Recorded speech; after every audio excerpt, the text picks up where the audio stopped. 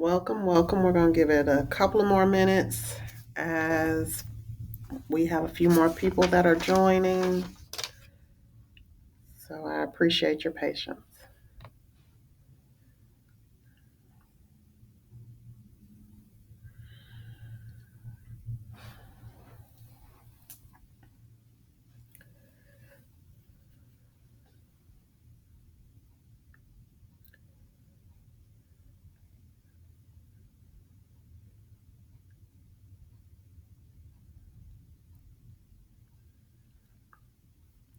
I'm going to try to play some music while we're waiting. If you can hear it, if you would use your reactions button and give me a thumbs up, I would appreciate it.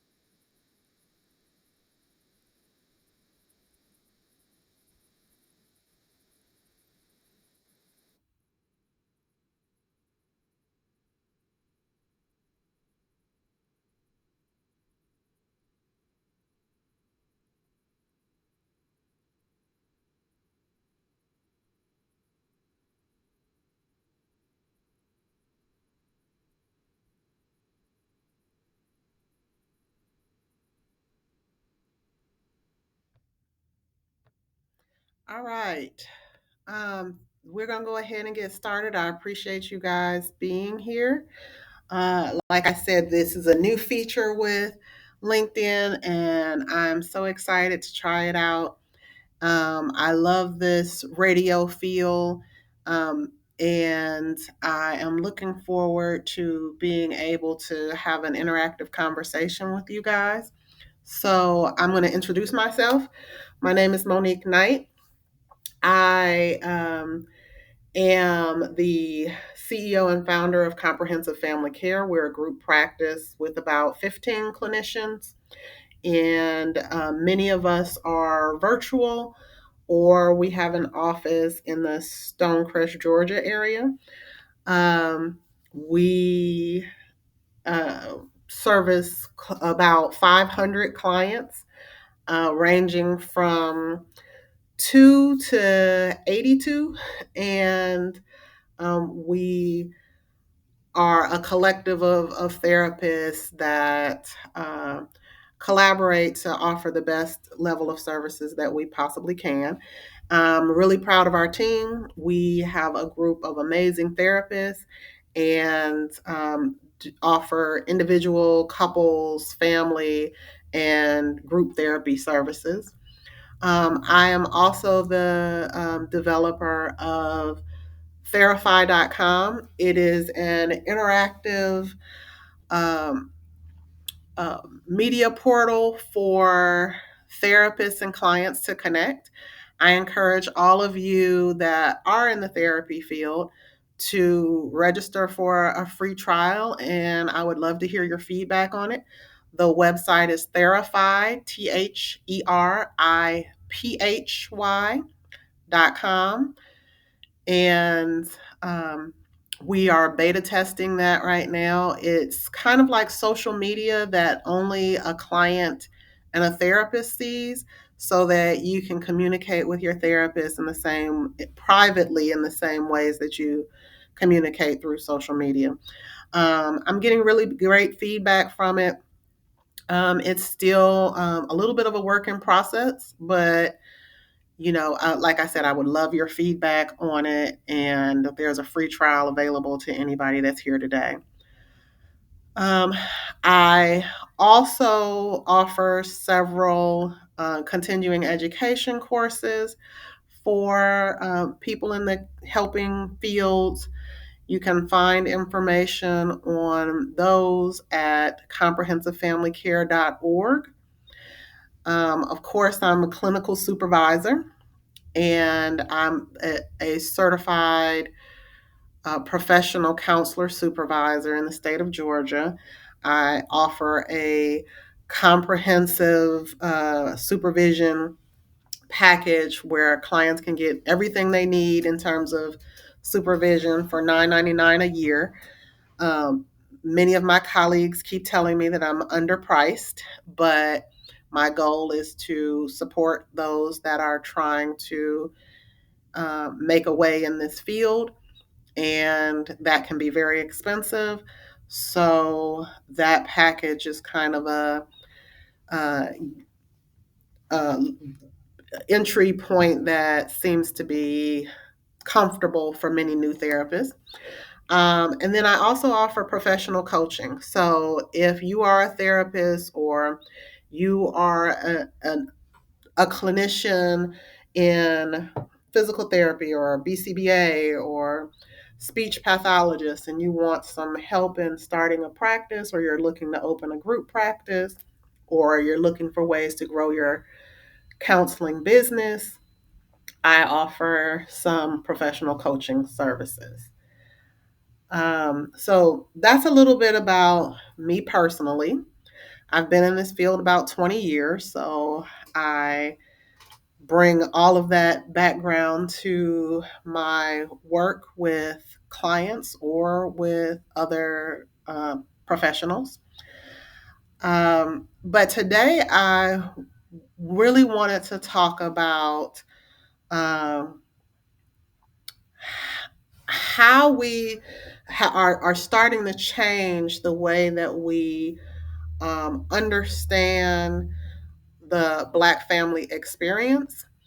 I am hoping to create a think tank of like minded change makers who recognize this energy shift that's happening in Black America and consequently in America in general.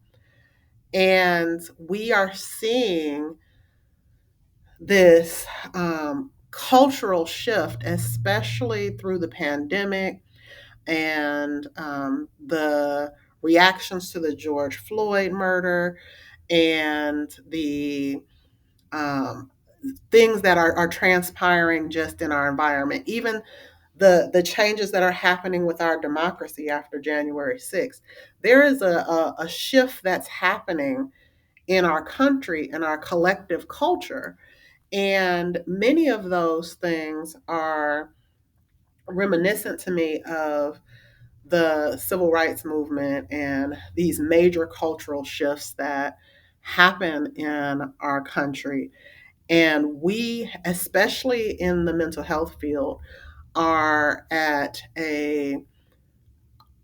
are kind of at the intersection of some of those experiences with people, and we have a great opportunity to connect in some very impactful ways. And so, because I see that happening, I really wanted to engage, like I said, some of my colleagues, some of you guys in conversation around um, the framework in which we are viewing those experiences. Um, and so, one of the things that really um, I would love to happen today is you guys should have a way on your end of raising your hand, of asking to speak, of jumping into this conversation. Even though I have tons of things that I would love to say, I do not want this to just be a monologue. I would love to hear your feedback. Like I said, I'm telling my age a little bit, but I remember the call-in advice shows on the radio when I was a kid, and I loved those. And I would love to be able to field some calls and tune in to a listener and see what they're saying. And um, so you know, use your reactions or however you guys do that on your end, because I'm not, like I said, this is my first broadcast, so I'm not really sure what it looks like for you. But jump in at any point, and I would love to put you on stage and give you an opportunity to share some of your insights. Um, if you guys have access to do that, can you give me some thumbs up? Great. Wonderful. Thank you. Um, so, one of the things that I did want to touch on as we're kind of getting into this conversation is that I'm seeing much more in the psychology world around positive psychology. We as professionals often come into this in being trained to treat deficits as opposed to recognizing and promoting strengths. And I think that that has been especially poignant when you're talking about dealing with communities that have experienced the level of trauma that the Black community specifically has experienced.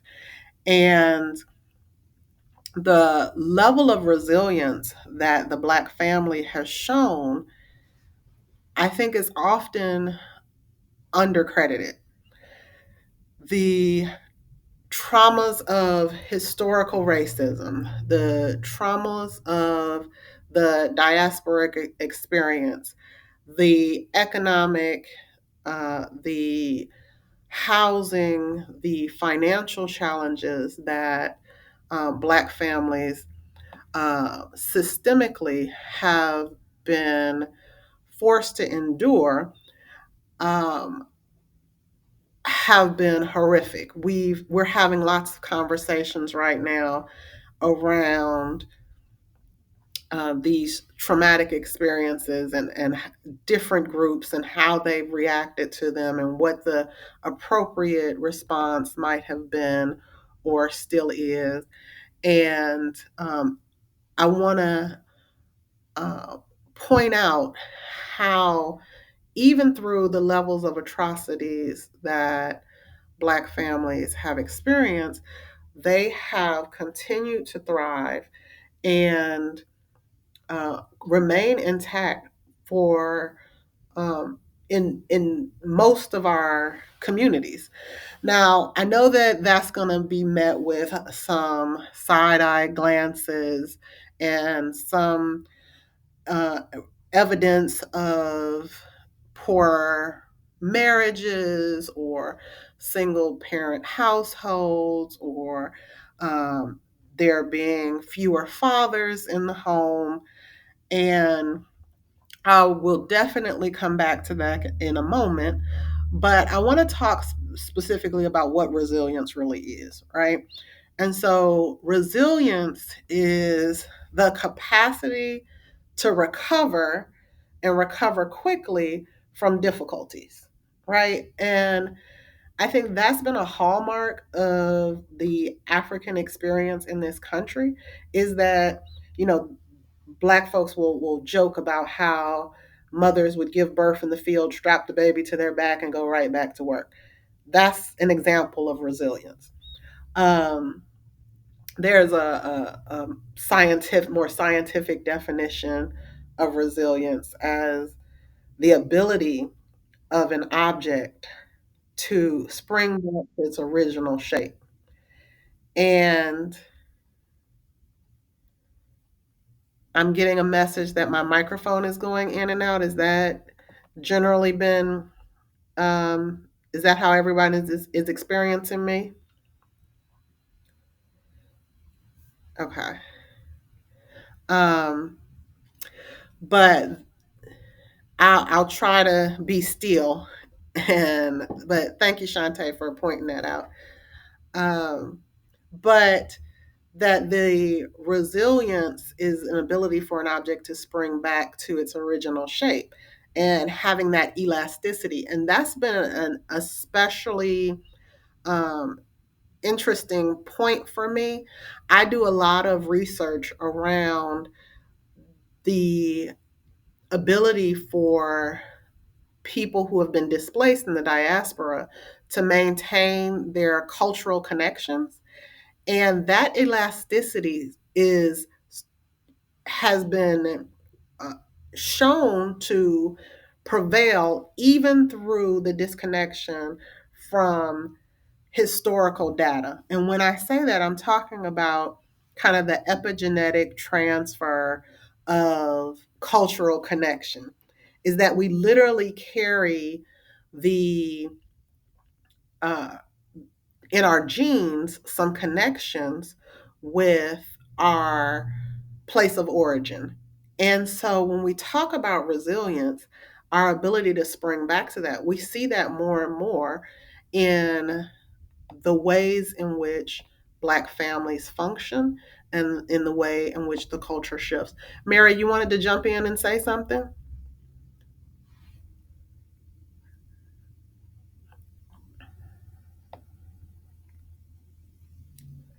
You'll have to raise your hand again or ask for the mic again in order for me to open it up for you to speak.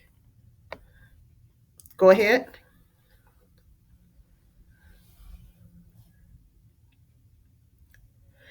Mary, can you unmute? Yep. Okay, good. Welcome. Hi.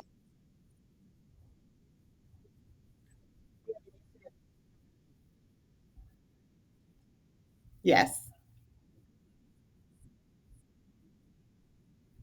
Yes. Yes.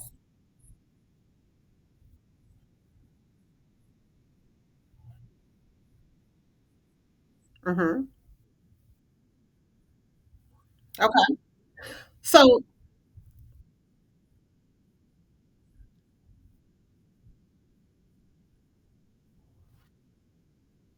yeah. And I think that, that's a question that definitely we have to ask ourselves, right? What does recovery look like?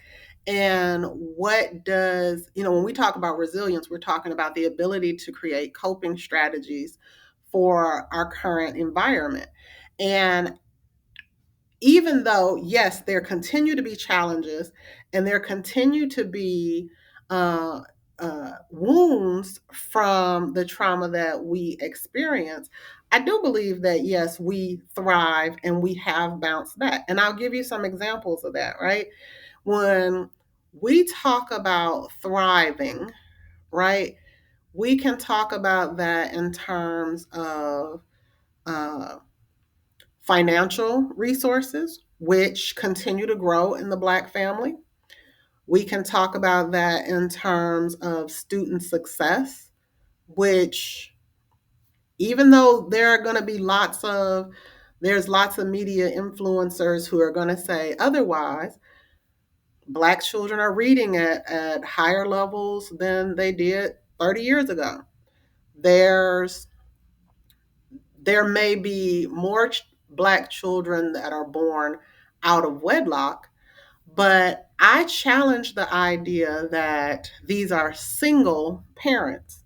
We are a very connected community, and unmarried parents are not necessarily single parents.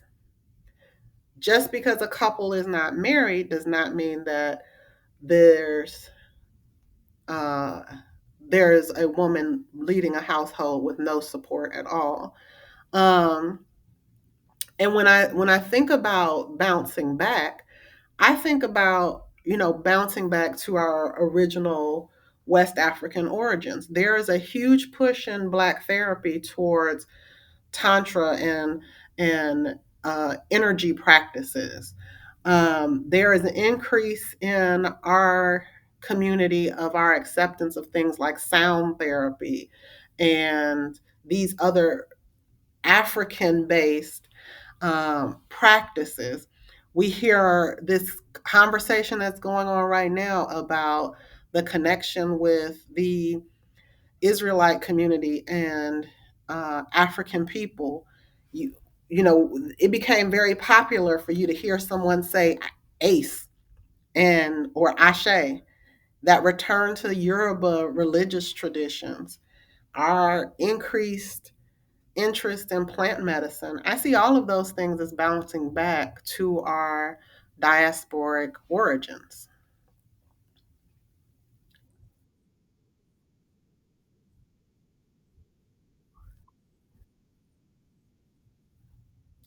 That's a good question, and I encourage anyone else who's interested in speaking, please jump in.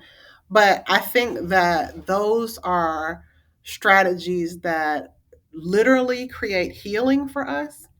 And when you are creating a stronger mind, a stronger emotional base, a stronger community, a stronger body, that those are things that make us more able to function well in whatever society we are in, even one who continues to have structurally disadvantaged barriers, right, to ultimately our greatest level of success. But as we improve individually, as our families are strengthened, as our communities are strengthened, we're better able to compete in a society that I think many of us feel has been designed to work against us. Is that fair?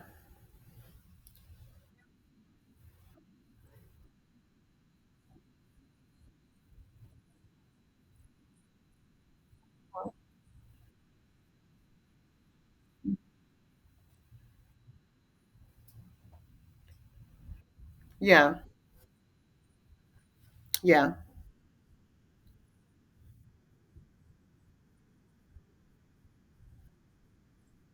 yeah, yeah. And I definitely feel that frustration. I think that sometimes the work of dealing with marginalized communities or people who are entrenched in the level of poverty that they are struggling to meet Maslow's basic level of needs, and they're far from a point where they can envision themselves thriving.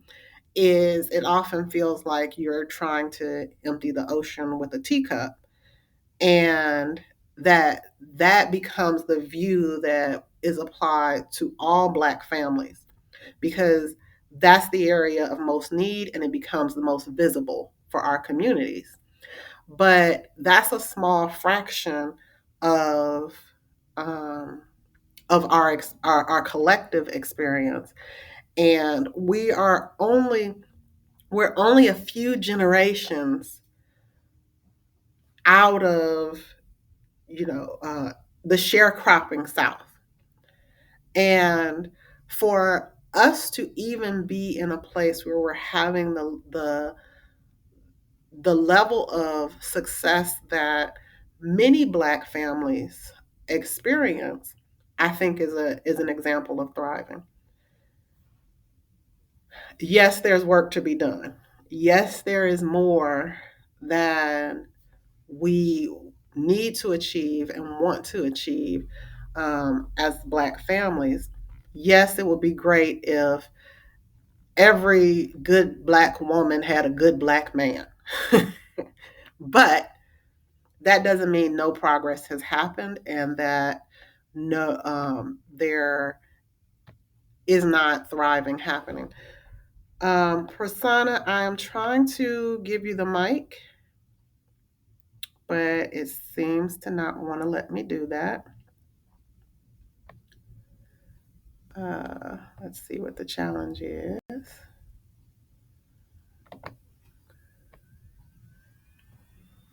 Uh,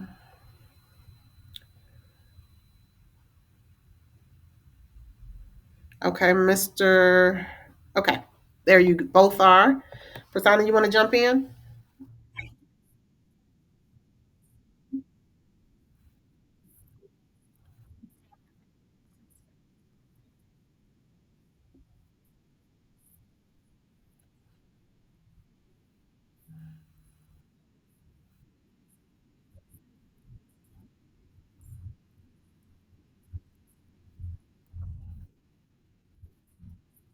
Mm-hmm.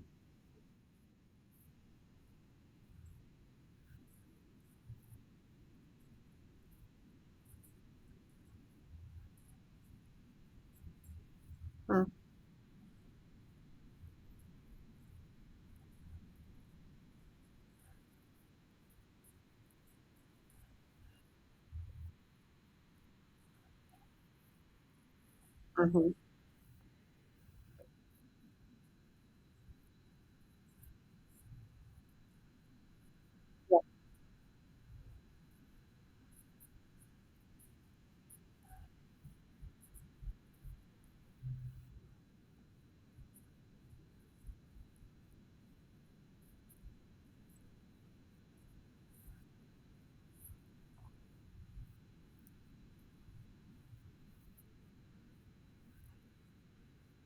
Yeah. I think that that's very important part of the conversation, and I think that science has advanced in ways that really reopen that investigation for most of us. And I think that genetic testing has done wonders in giving us access to that. That's kind of how I started my curiosity around how our genetics play such a role in our cultural development. I found that my ancestors were from Western, primarily Northwestern Africa by way of Sierra Leone through genetic testing.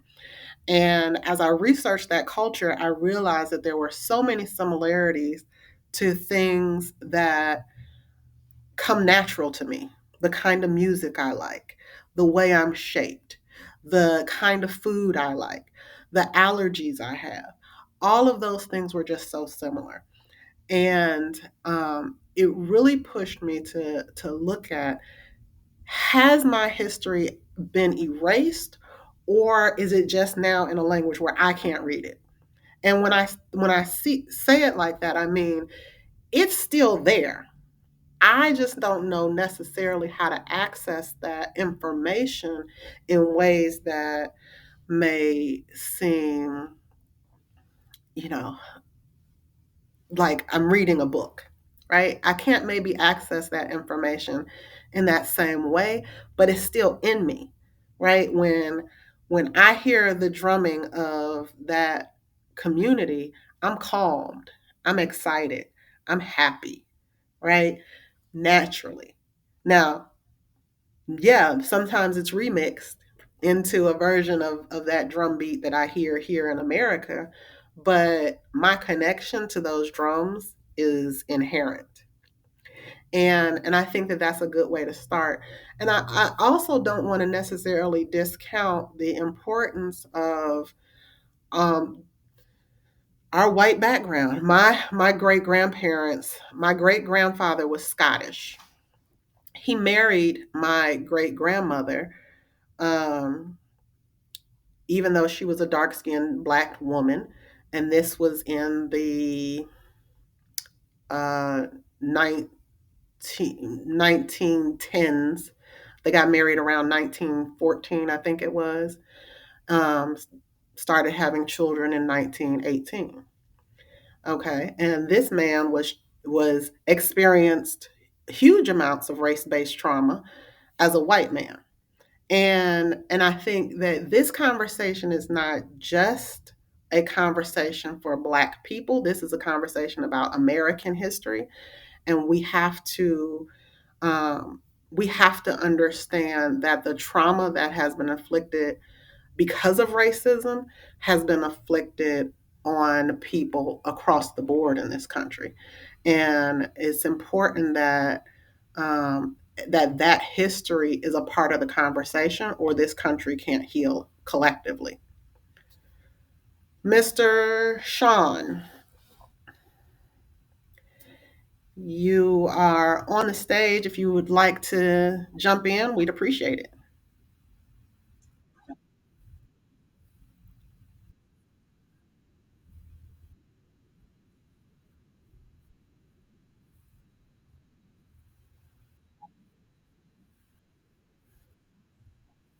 Absolutely.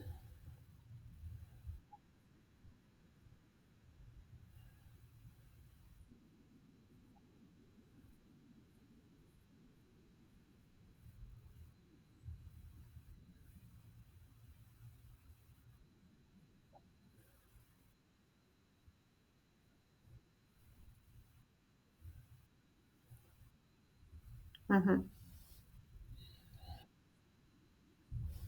Mm-hmm.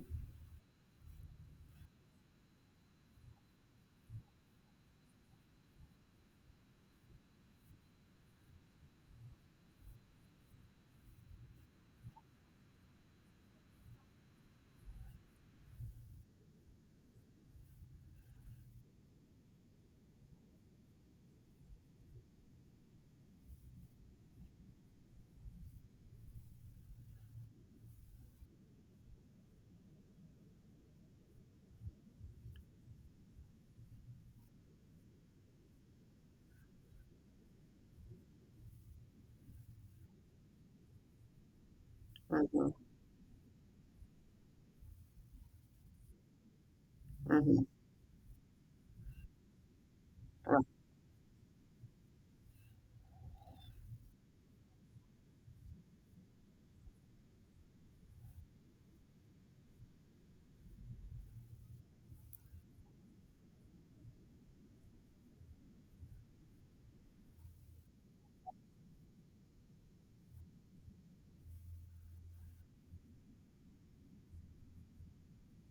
Mm-hmm.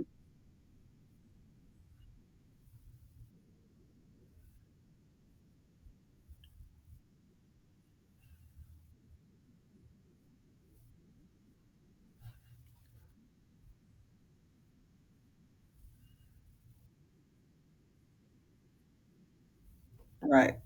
Right.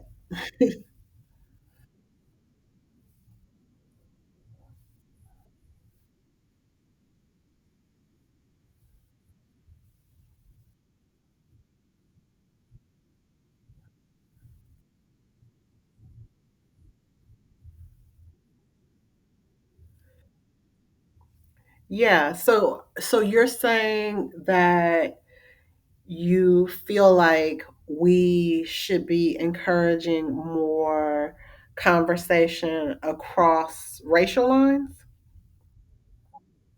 Okay. How do you think we should go about doing that? Okay.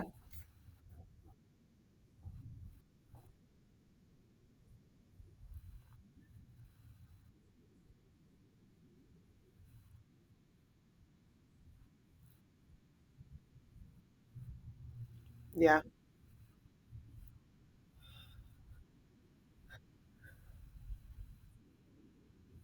Yeah.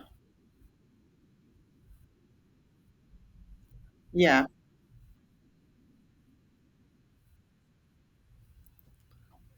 So how do we get black men, white men, Asian men, Muslim men all in the same barbershop though?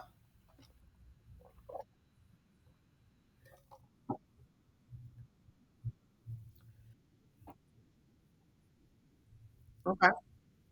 Okay.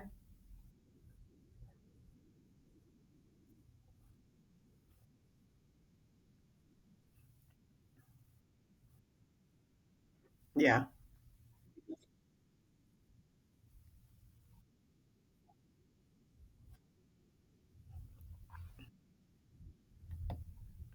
Yeah.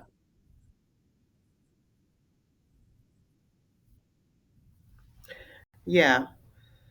Yeah, and I think that that's definitely been impactful for a lot of people, and like you said, it is not a common experience, and I think that that's what makes it so uncomfortable, is that we have been sold this idea that we are supposed to be separate, and I think that that's a pretty recent experience because up through, slavery and the Jim Crow experience, black folks and white folks literally lived, within a few yards of one another, and interacted far more than we really do today. We're more separate today than we have been in most of American history. There is no eh, interaction in the same house like there was when even if those experiences weren't necessarily positive, there were interactions. And now, even the algorithms on our social media will, you know, your black friends seem to show up, but if you have some white friends, they don't seem to pop up as easily. And so we're even more disconnected in many ways than ever before. So, What do you think would help to help people to find that common ground?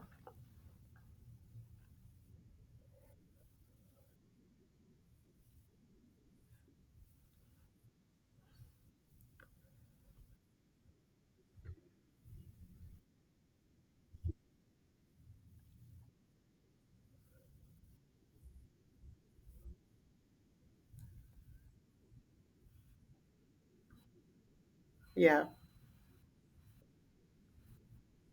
yeah,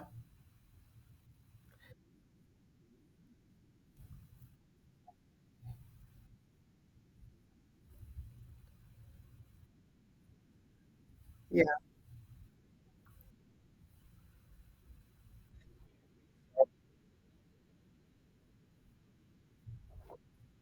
yeah,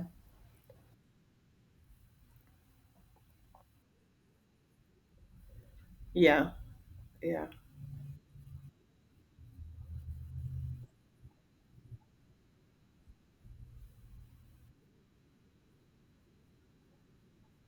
Mhm.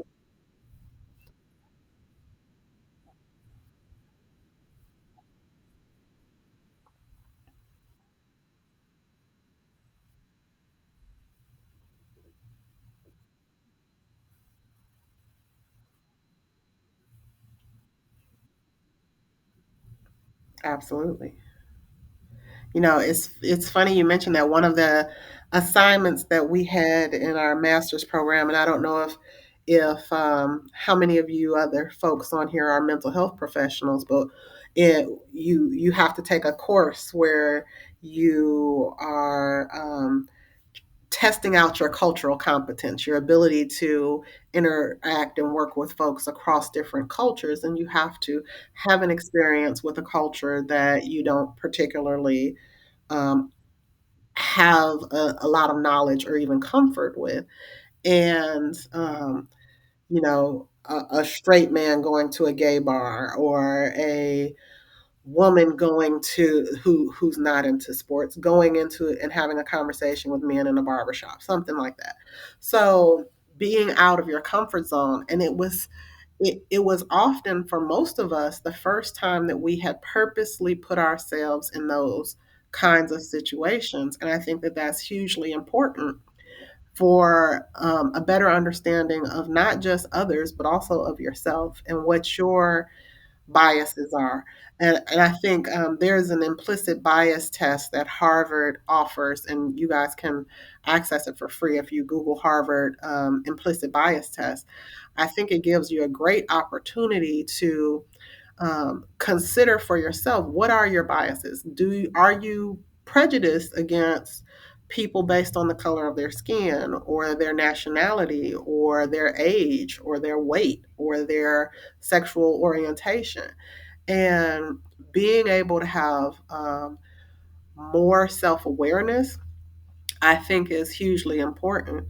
And even as we bring this back to the conversation about the Black family, I think that we are in a space where we have these opportunities to learn more about ourselves and about others. And to Mary's point, you know, sometimes that's not the focus, because poverty is one of the most crippling uh, pieces of our puzzle right now, and our inability to access or to use our financial capital to elevate our social status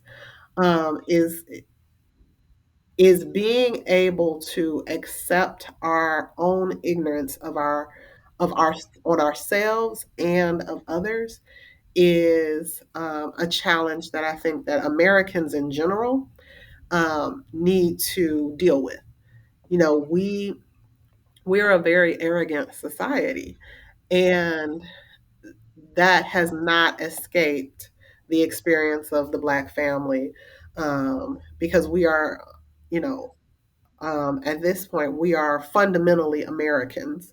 We just have a genetic connection to Africa, and a cultural and a historical connection. But in our present reality, we have lived an American experience, and that creates a very uh, centric view of who we are as individuals. Um, when we think about, though, what um, some of the ways that Black families in particular have been able to overcome some of those challenges, I think that we are far more connected in our family experience than most people in other cultures in this country. And when you think about the Black family reunion, you know, that's an important piece of how we honor our ancestry and continue to maintain our connections to our past in ways that many other cultures don't.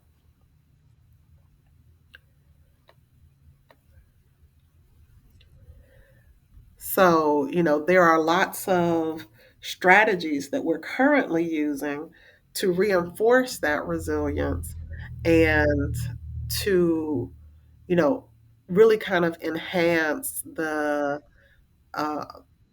the skills that are needed to be more successful in our communities. Um, I have a theory about some of the challenges, because I get a lot of feedback as a therapist with from couples who are challenged in their relationships, or from women who are experiencing challenges with dating and things like that, and maintaining the Black family is often seen as some kind of intrinsic challenge that Black couples have, but I really think that it's a challenge more of skills as opposed to intent. And I think that that's one of the things that we can do most to improve the Black family is to do some skill building around the qualities that are necessary to maintain and enhance the Black family. You know, Sean, you were talking about making sure that you're ready to have those interracial conversations, and having an understanding about emotional intelligence is an absolute requirement before you engage in that kind of interaction. And that's a skill that can be taught.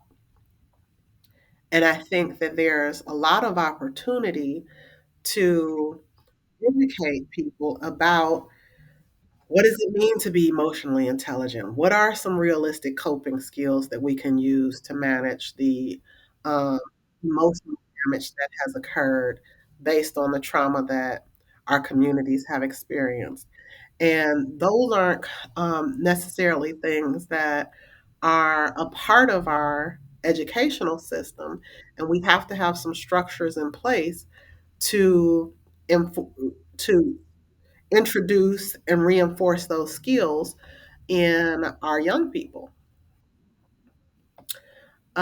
I have a an acronym I use called CHIPS, and when there was this whole conversation around high valued men, um, I um, I came up with this idea that instead of evaluating a man based on his coins, his money, you evaluate him based on his chips.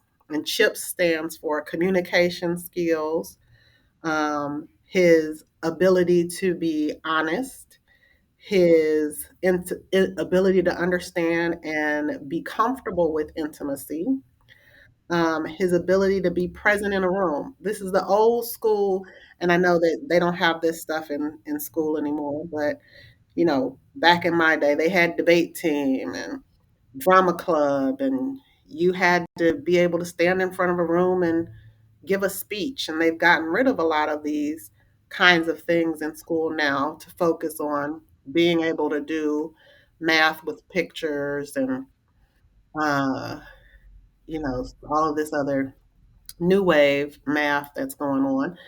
But some of those other skills have been lost. Um, we used to have home ec. We used to have trades in school, and those kinds of things are being lost. And so there's a skills deficit that challenges our abilities to maintain our families. And I think that those things can be taught, and we need to be a little bit more uh, uh, conscious and intentional about making sure that we are transferring those skills to our children. And then S, of course, was the security, is really having an understanding about finances and money and what that means in this country.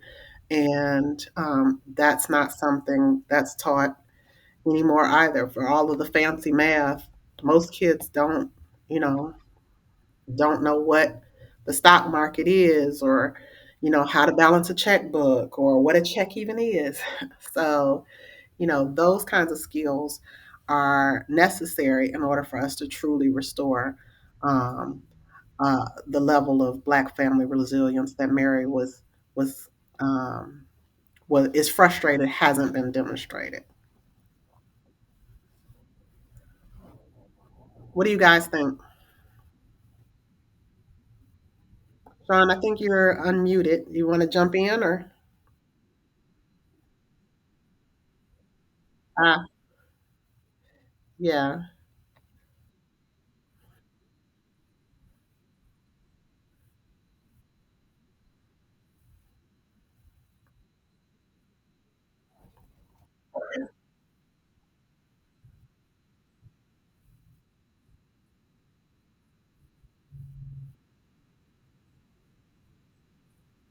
Mm-hmm.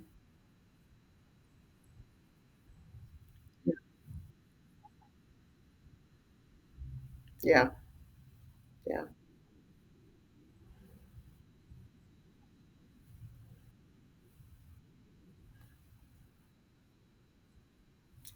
Yes. Yeah.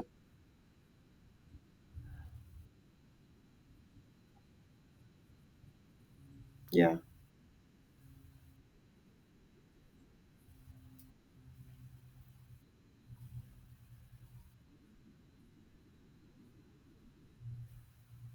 Hmm. Yeah. Yeah. And we my at my agency, one of the things that we are vigilant about is making sure that we offer group therapy, and we offer groups so that we can literally have places where people can practice how to interact with other people. And the social skills that have been lost, not just during the pandemic, but over the last decade of experience with the latchkey generation, and then they lost those social skills with that, with not having supervised time with an adult.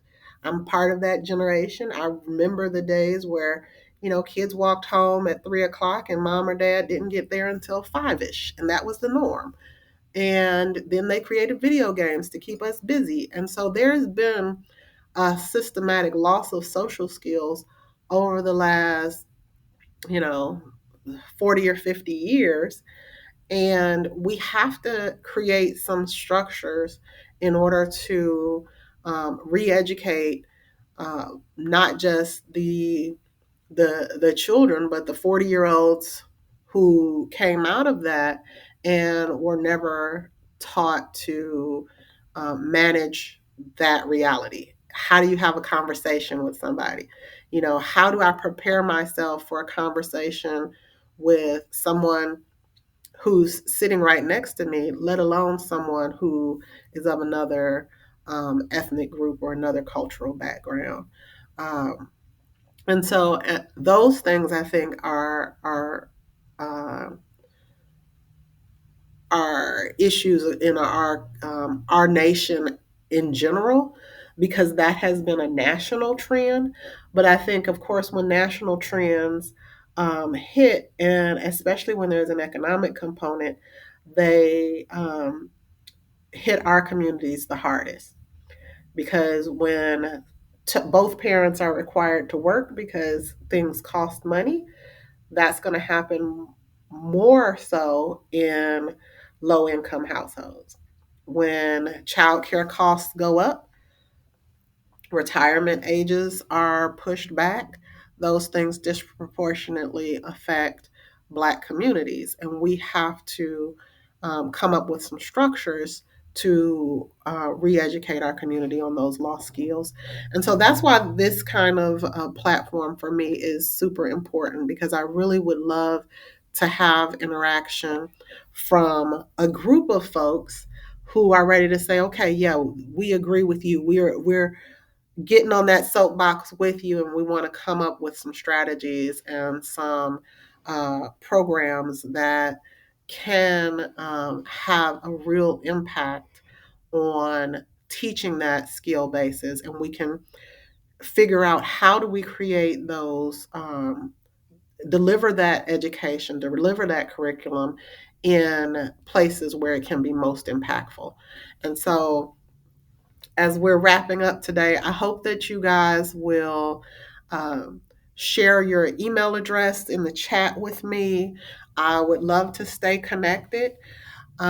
You can also, of course, we can connect through LinkedIn, but I'll be honest, that's not the best way for me to communicate. Like I said, I told my age a little bit.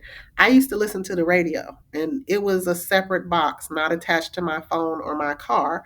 So logging in to have these conversations isn't necessarily my preferred method of communication.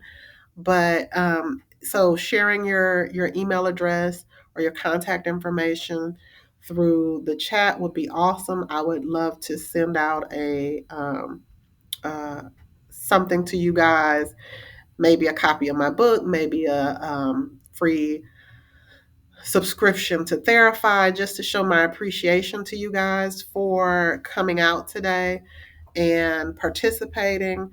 And I would, like I said, love to stay connected. Um, Susan, I'm going to give you the microphone. Let's see.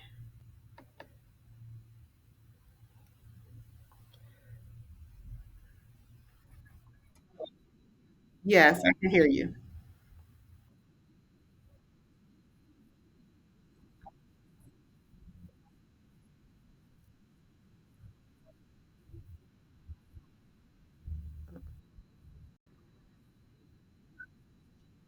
Ah, okay.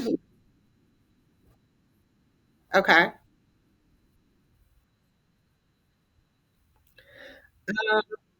There should be a messaging option. Um, uh-huh. Okay. Yeah. If you would do that. Yeah, if you click my name, click Monique Knight, and then send me a private message with your contact information, and I will definitely reach out to you.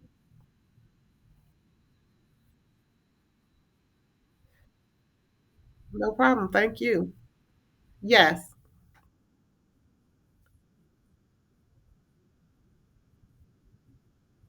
Yes.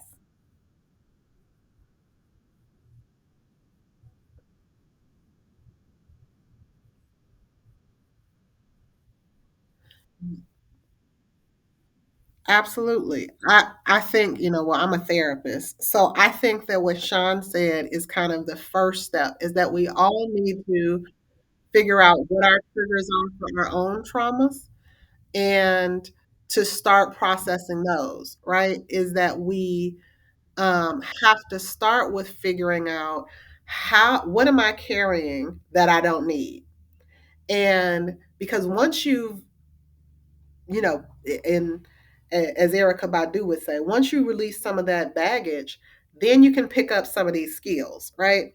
And I think that we're toting around a big old trash bag, and we can't pick up the briefcase full of cash that we have, that we're walking right past, and that has to be the first step.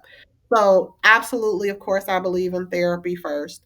And then along with that, I think that it's important to think about that skill building piece, and that's a big part of the coaching process that I do with a lot of my clients. Is, let's figure out, okay, what are the skills that you may not have been able to pick up that are important for you and your family, and how can we start to educate you about those skills and reinforce them for not just each individual, but then that they can pass that on to each family member, and then that family begins to influence the community, and then we've changed the culture. Does that make sense? Okay, good. I miss being able to see you guys. I said I like the radio version of me, but I do miss seeing you guys. So the next time, and there will be a next time, I may consider doing this in kind of a Zoom platform. But I really loved the idea of not having to put on any dressed up clothes, and I didn't have to worry about whether my hair was going in the right direction today. So this just really fit in with a good lunchtime conversation. So, like I said, I appreciate you guys for joining, and I look forward to talking to you again.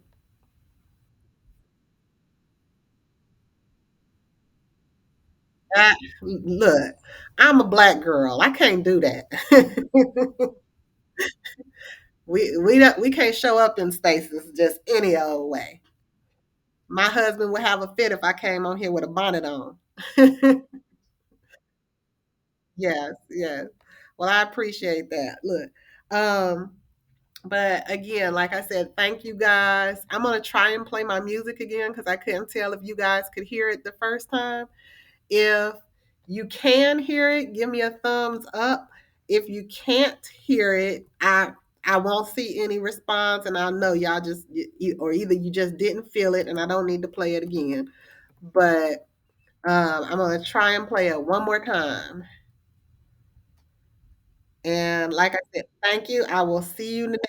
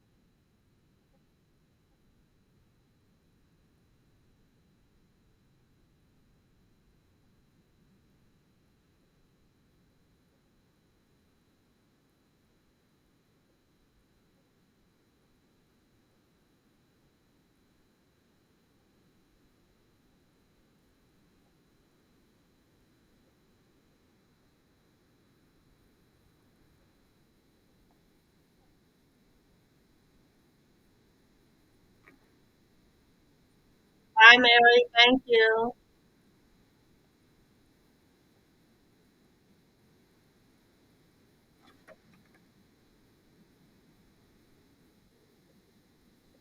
Still no music.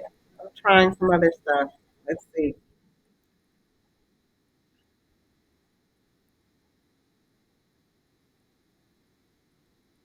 How about now? Hear anything? Nope. All right. I have to figure out which platform will let me play music on my computer. Wow. You guys can hear it and hear me.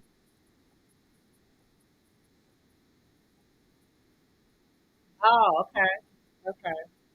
So I guess I'm going to be forced to comb my hair and put on some real clothes.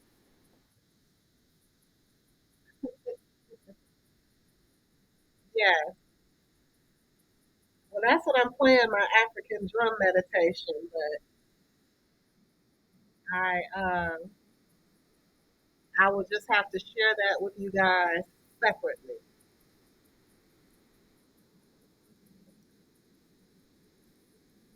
No problem. Thank you. I enjoyed it. You know, I love getting on my soapbox. I got a lot to say.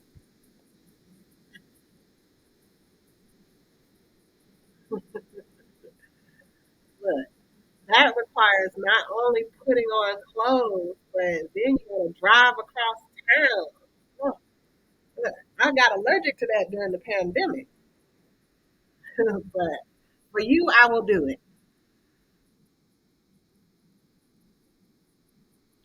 All right, no problem. Bye, guys.